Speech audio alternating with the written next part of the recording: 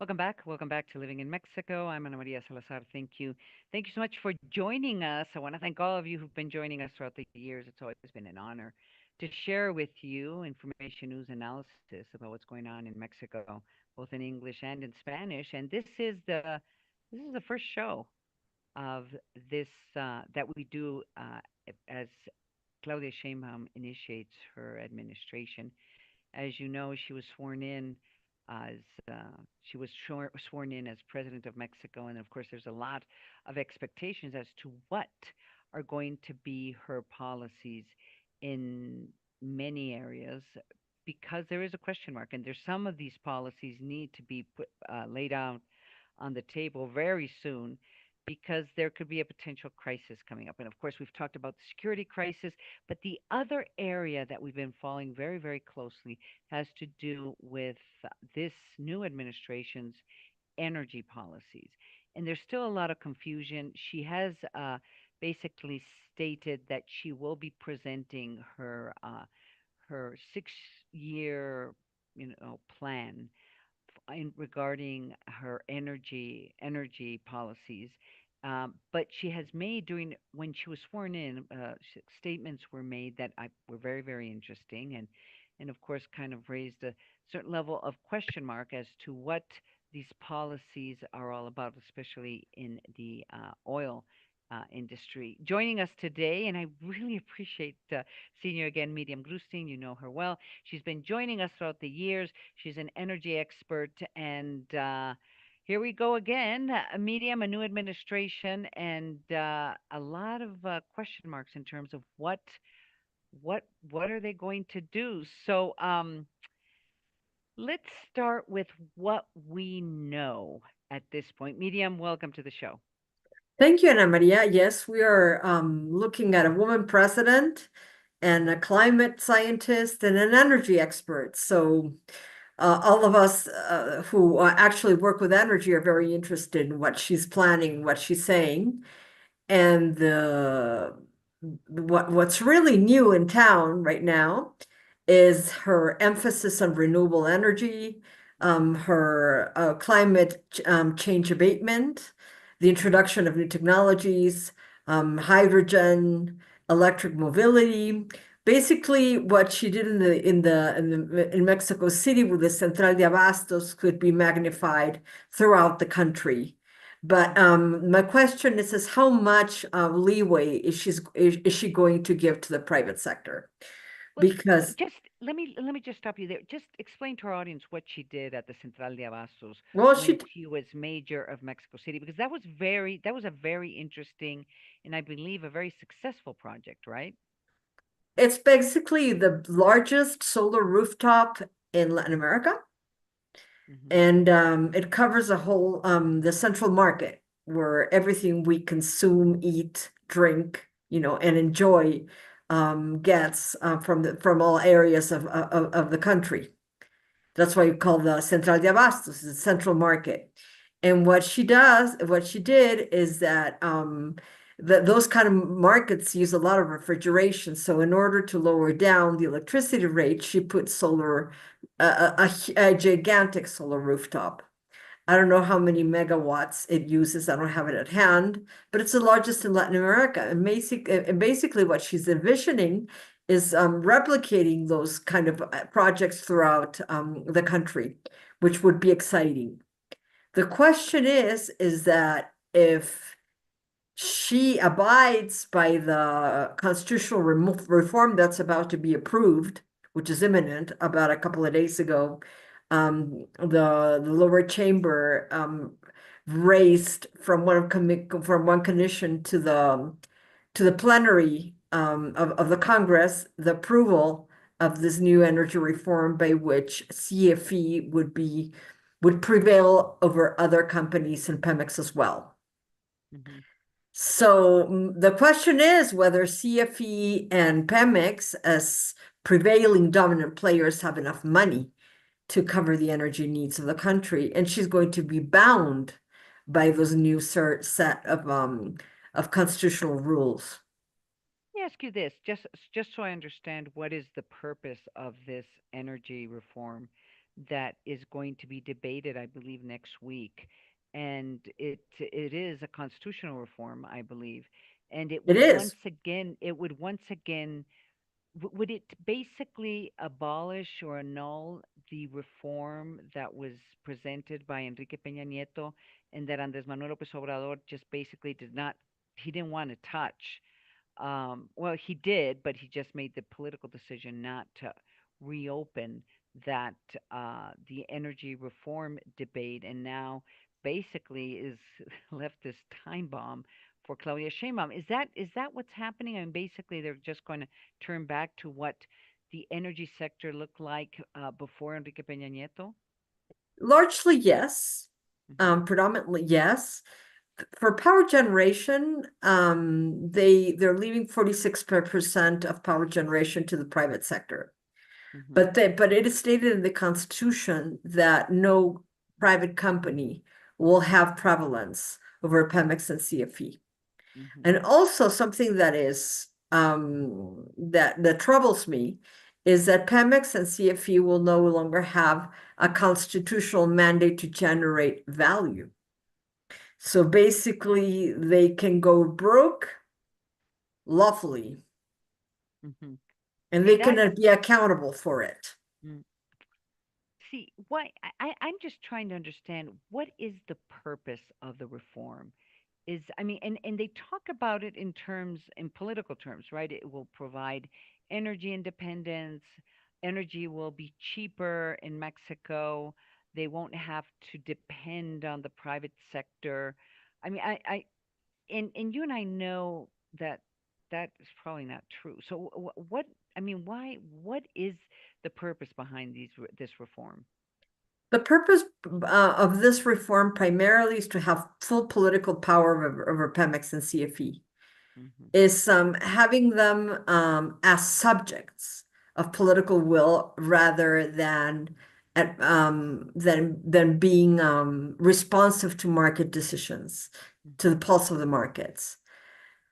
I think that's the gist of it, and also having absolute political control of the private sector by denying them or as much participation or actually granting them a lot less participation that what existed before the Enrique Peña Nieto reform. And Wow. also, I believe that there will be no more power auctions, no more rounds for oil and gas. Hmm. So that leaves Pemex and CFE not with a lot of power, but yes, with a lot of responsibility. They would have power, they have money, but they have no money. Wow. And let's before we talk about the challenges that she will face, that President Claudia Sheinbaum will face.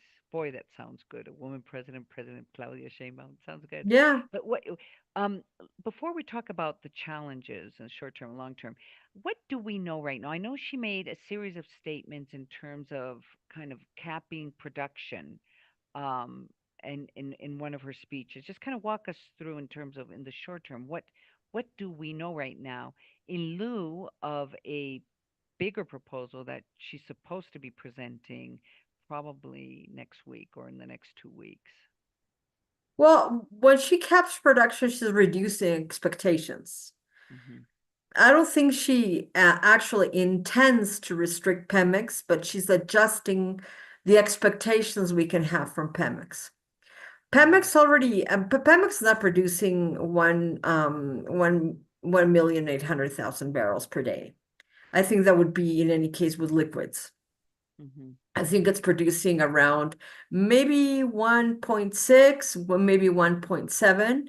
And the production cap is so that we adjust expectations and and um and that we produce enough to satisfy the domestic needs rather than affirming our status as oil exporters. I think that's the intention between capping production. Hmm.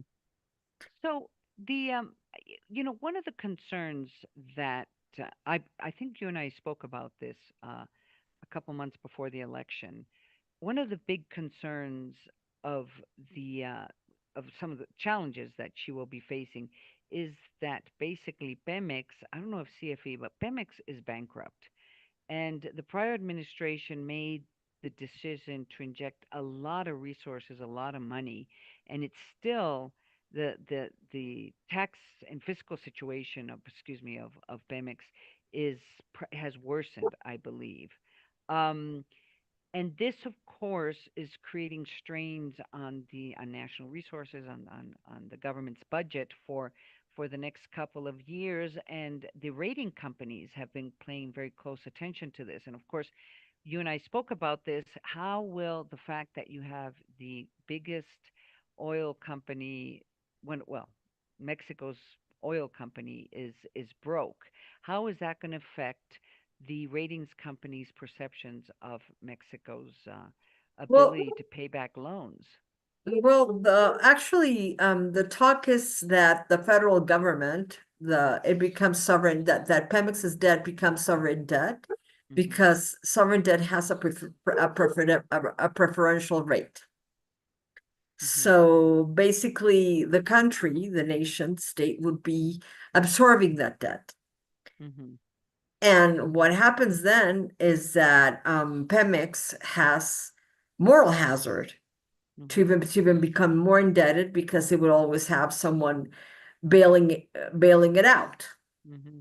And that's a problem with bailing companies of any kind, private or public, Hmm.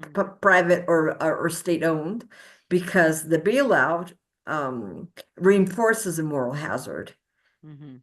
You're free to fail Hmm. over and Well, they over again. are. They are. I mean, that's what's Yeah, so. exactly.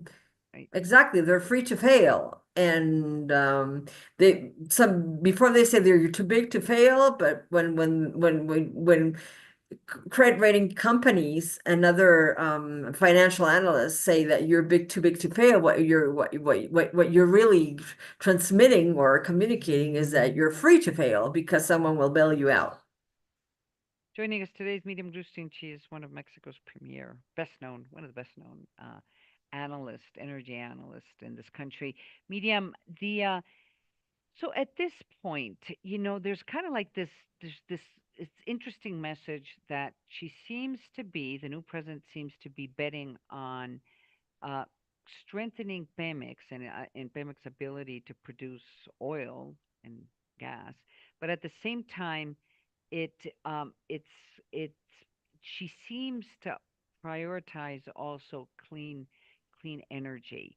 Can and and it seems that it's a personal conviction. She seems concerned about climate change. Can you do both? Because clearly, Andres Manuel Lopez Obrador was not interested in clean energy and climate change, but she is. Can you do both? Yes, of course you can do both. You can lower your emissions in your oil and gas industry Hmm. by putting by installing renewable energy power in platforms, in refineries, in processing plants. You can make the oil and gas industry more sustainable. The thing is Hmm. that it's really expensive. You can do se capture, sequestration, and storage of carbon, but that's Hmm. still expensive and it's still experimental. Hmm. So yes, you can. And all the oil and gas companies, but they call themselves energy companies now because Hmm. seeing that you're an oil and gas company is now very politically incorrect. Hmm. That's So they're interesting. chickening out from saying that they're oil and gas companies. They're calling themselves energy companies. But it's expensive. And very liquid energy companies that actually produce mostly oil and gas are worried about making the right investments because it's billions of dollars, billions So and it billions of dollars to actually decarbonize the the oil and gas companies and actually becoming energy companies.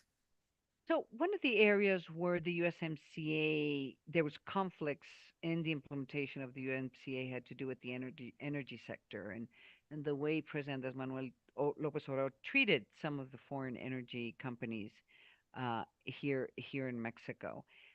And he seemed to, like I said, he was not that interested in clean energy, and he has a very Andres Manuel had a very nationalistic um, view or speech in regards to energy. Energy belongs to the country, and it provides sovereignty, and some would say it provides you political control. But anyway, but clearly Andres Manuel's view of the energy sector is very nationalistic. It's not Um, nationalistic.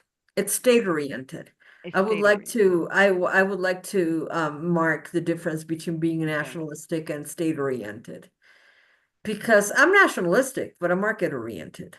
I believe in Mhm. Mexico. I am proud of being Mexican.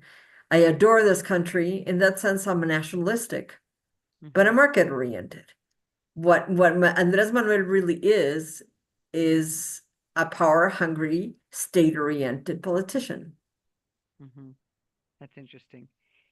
So, let's just talk about what do you expect in this plan that will be different than what Andres Manuel Lopez Obrador's strategy had been for the last 6 years. Is it going to be dramatically different? Um, I is don't she? think dramatically. I don't think it will be dramatically different. I think she's going to be milder with the private companies Mhm. because she's in a tighter spot financially. 6 years ago, Mhm. we were not doing great, Mhm. but we were in such a tight spot. Um, Pemex has continued to be indebted. And Yeah. if the debt is lower, because it's not the most indebted oil and gas company in the world, it's the most indebted company in the world. Mhm. And Well, and it hasn't and it has paid its debt with the help of the state, not mhm. because it's generating profit. And she's Yeah. aware of that. Yeah. One last question, and I really appreciate you joining us today, Medium Grustein, energy expert. I'm sure you saw the headlines of how around the world the energy prices, particularly crude oil, has skyrocketed. It's going up. At least, I was looking at the headlines on Friday morning for El Financiero, and they're talking about 5% just uh, in less than 24 hours. How does these types of crises, in this case, the crisis in El Medio Oriente, in the Middle East, is affecting it's affecting the oil price of oil, but how does that affect Mexico? Well, since we have declining production, we're not really benefiting. I wouldn't say we have a rally in prices, 5%. Mm-hmm. I think the Financiero is trying to sell papers by saying dispara. I don't think it's skyrocketing. 5% Right, is really not a great that much. increase Mm-hmm. that much. Yeah. And it was around $70 a barrel, I think, for WTI yesterday. So Mm-hmm. it's still pretty damn cheap. And it looks like Anything below $100 a barrel is pretty damn cheap. isn't that incredible? Yeah, you're right. You're right. It's always great to have you on the show, Miriam Grustein. She's energy expert. She's been joining us throughout the years. Thank you for joining us this first weekend after Yes. President Claudia Sheinbaum was sworn in as I'm president of happy to Mexico. say Claudia Sheinbaum is my president. It's I don't know, I don't know if I have any basis for saying that, but having a woman my age as president, and I consider ourselves young women still, Yes, yes, is is is a breath of fresh air. Let's hope it stays this way. I hope so too. Thank you so much, Medium. We're going to go to commercial break. I'm Ana Maria Salazar, and you're listening and watching Living in Mexico. Please don't go away. I'll be right back. Thank you.